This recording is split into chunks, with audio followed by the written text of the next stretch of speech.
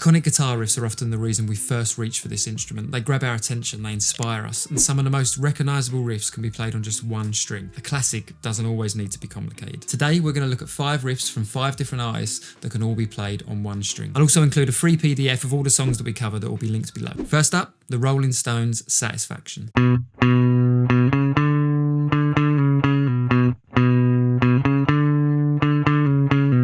What an iconic riff to start with. I'm sure that is recognisable for so many people and the reason a lot of people started playing guitar. And it's really quite straightforward. You will see some people, especially when they're at the very beginning of their guitar journey, play this riff with one finger. Which is great if you're just starting out, but I think it's really important early on in our playing to work on and build the independence of each of our fingers. That sets us up well early in our guitar journey and gives us a good solid foundation. So with this riff, we're going to play with our first and third finger to begin with, and then I'll throw in a little 4th finger example as well. So we start on the 2nd fret of the A string, 2 plucks at that 2nd fret. 2 hits, a slight relax of that 1st finger so that we can cut that note dead. You'll hear that in the original recording. And then we pluck that 2nd fret once more, and then we come to the 4th fret. We've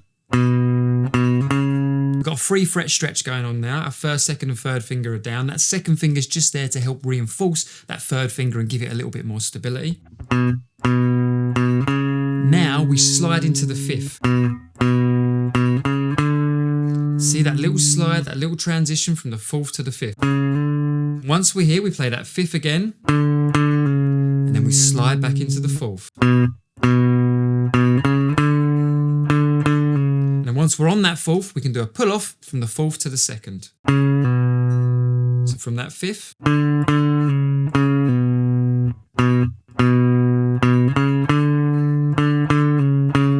if slides, hammer-ons and pull-offs are a little bit complicated, you haven't tackled them yet, you can go back to that 1st finger version, that's fine, but I would encourage that you start to work on these techniques early on. It will really help kick on your playing ability. When we're sliding back from the 5th fret, just keep the pressure down with that 3rd finger, and that will help create a smooth transition from the 5th to the 4th. And then when we're on that 4th fret, make sure your 1st finger is on the 2nd fret of the A string still, so when you pull across that string, your 1st finger is waiting, so that 2nd fret comes out nice and clear.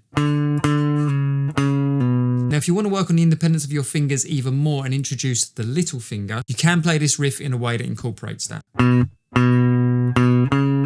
4th finger comes down onto the 5th fret, and we pull across the 5th fret with our 3rd finger waiting on the 4th, and then we resolve the riff in the same way as we did before.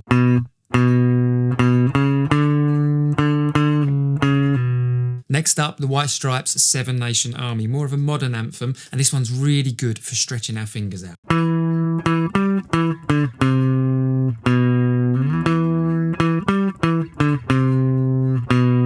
Now, much like the Rolling Stones riff, you could play this with your 1st finger. You'd see some people do that.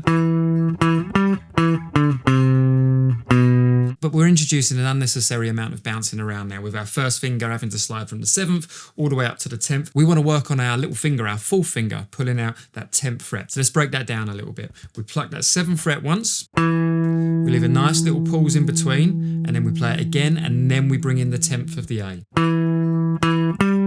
Our 4th finger is stretched all the way up to that 10th fret. Our 2nd and 3rd finger can also come down, again to help that little finger with a little bit more strength and stability. Once we've played that little finger, we go back to our 1st finger on the 7th, and then we start to work our way down the fretboard with a 5th, 3rd and 2nd frets, nice and slow. That 5th fret comes in a little bit quicker, and we move to the 3rd fret quite sharpish.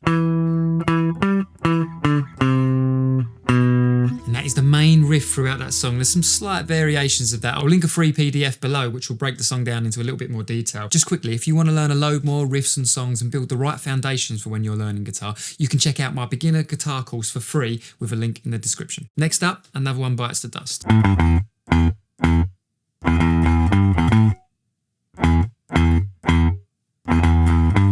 Now, if you try to play this in normal tuning along to the original recording, you will notice that the guitar is slightly out of tune. To be in tune with that original, you would have to bring everything up a semitone. In our case here, we're just using the lowest E string, so you just have to tune that up a semitone so it's an F. Still feel like it's slightly wavy with the tuning, but that semitone up will bring you more in line with the original recording. For our purposes, for these more beginner, accessible, easy to follow purposes, we want to keep our guitar in standard tuning. If you want to jam along to that original recording, tune it up a semitone, or get a capo, put the capo on the first fret and shift everything we're doing along one fret. Let's break the riff down. There's a quick little 5-3 and then 3 open hits to begin the track.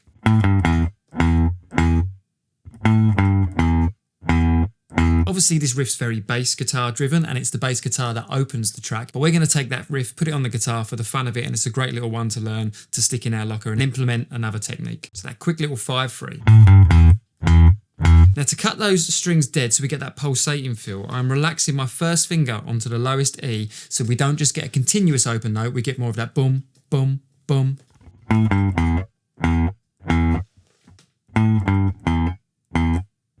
You only want to rest it very gently so it just sucks the note out. We don't want to hear a fret, we just want to cut everything dead. Once it's played that round once with the quick little 5-3, we then do a quicker 3 open notes again, they're closer together. I'm doing a down, up, down on the open string. And once that's finished, we go 3, open, 5. And I'm using my 3rd finger to get to that 5th fret. Again, we want to implement that stretch, working on the independence of each finger, building their strength. We can suck that last note out. Now once that riff is played round once with that quick little 5-3 at the beginning, we then just remove that from the riff. So you just start with the 3 open hits. Everything else is the same. So let's play both of those together. Cut it out.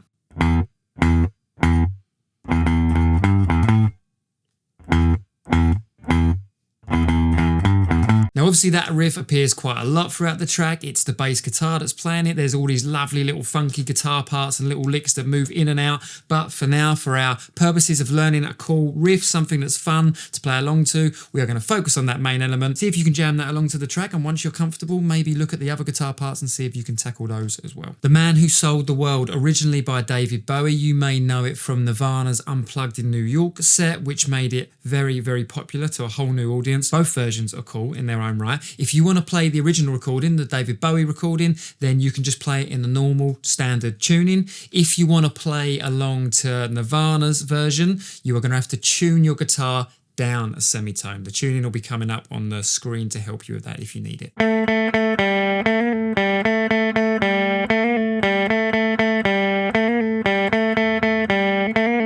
So we just stay on the G string for this. We start on the 2nd fret with our 1st finger. 3 hits of that 2nd fret. And then we play an open G. Then we come back onto that 2nd fret and we introduce a hammer-on and a pull-off onto the 3rd fret, back to the 2nd.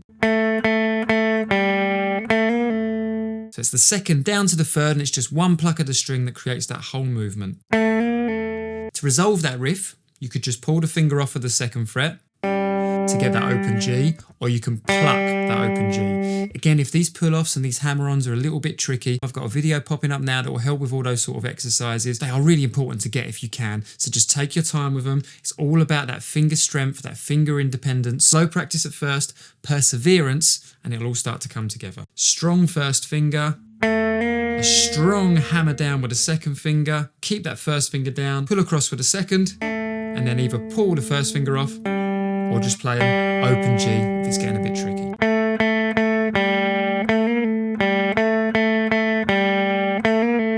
You will also sometimes see that movement with a slide instead of a hammer-on and pull-off.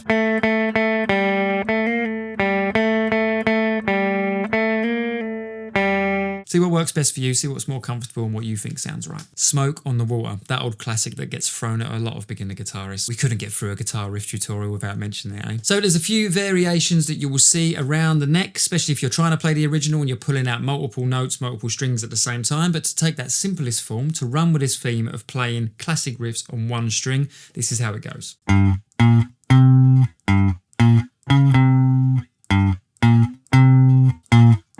There's a big stretch going on with the first and fourth finger there. I'd encourage you to try that, but if not, you can play it with one finger. We go 3, 6, 8,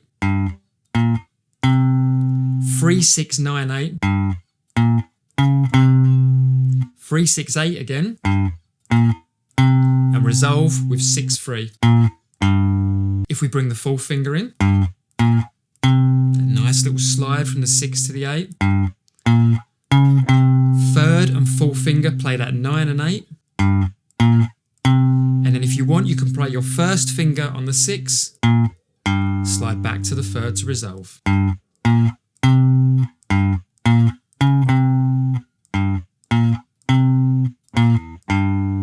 There we go, 5 riffs covered and only one string used for each. See if you can find other riffs that are played in this way and let me know about them in the comments. If you want to be able to play more of your favourite songs and improve your overall playing ability, then watch this video next. It features 5 exercises used by the pros that improve your finger strength, stretch, independence and the speed you're able to play at. A huge thank you for checking out this video. Hope you've enjoyed it. I hope you've got something valuable. I hope you're having fun with those riffs. I'll hopefully catch you in another video again soon. Take care.